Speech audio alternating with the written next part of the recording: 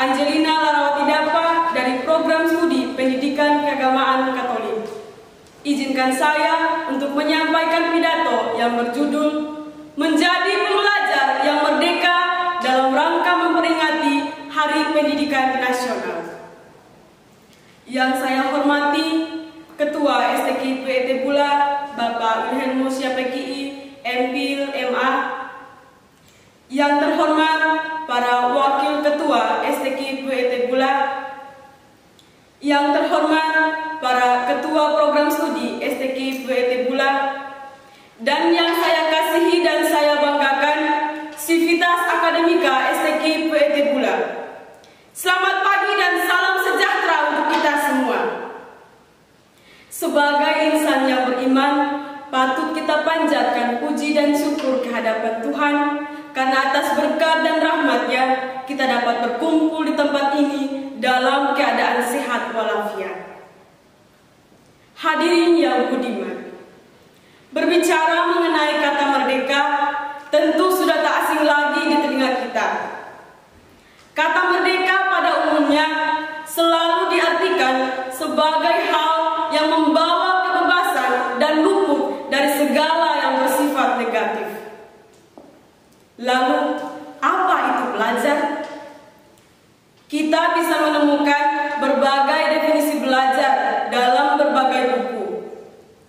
Apapun definisi belajar, namun ada satu hal yang sama dari berbagai buku, yakni adanya perubahan cara berpikir, cara bersikap, dan cara bertindak. Tidak ada perubahan tanpa proses belajar. Belajar tidak jarang dirasakan sebagai beban, sebagai aktivitas yang terpaksa dilakukan karena takut terhadap guru dan khawatir mendapatkan nilai yang rendah. Tidak ada kebebasan dalam belajar, tidak ada kemerdekaan dalam belajar. Kita menjadi pembelajar yang terpaksa belajar, bukan pembelajar yang merdeka belajar. Hadirin yang saya hormati, apa artinya merdeka belajar? Apa makna dari pembelajar yang merdeka? Menjadi seorang pembelajar yang merdeka berarti menjadi pembelajar yang memiliki kemauan dan kehendak bebas untuk belajar. Menjadi pembelajar yang berarti menjadi pembelajar yang bersahabat dengan budaya membaca serta segala hal yang bisa membawa kita pada perkembangan pengetahuan dan peningkatan keterampilan. Bapak Ki Hajar Dewantara mengatakan bahwa pendidikan haruslah menuju arah lahirnya kebahagiaan batin serta keselamatan hidup.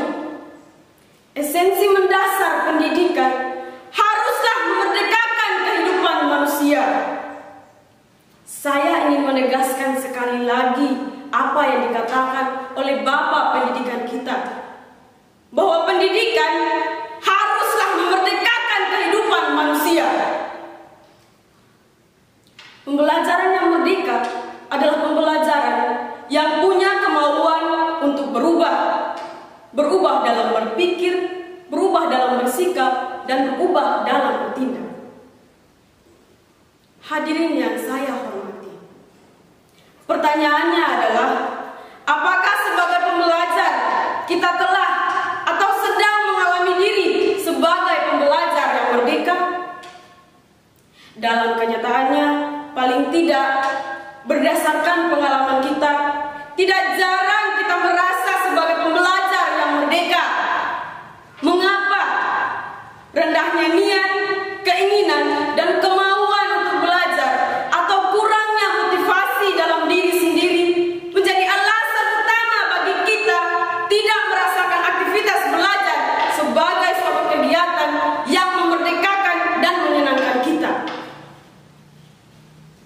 Sebagai mahasiswa yang sedang belajar, tidak jarang kita lebih mengikuti perkembangan zaman secara buta tanpa tahu apa yang penting untuk hidup kita dan masa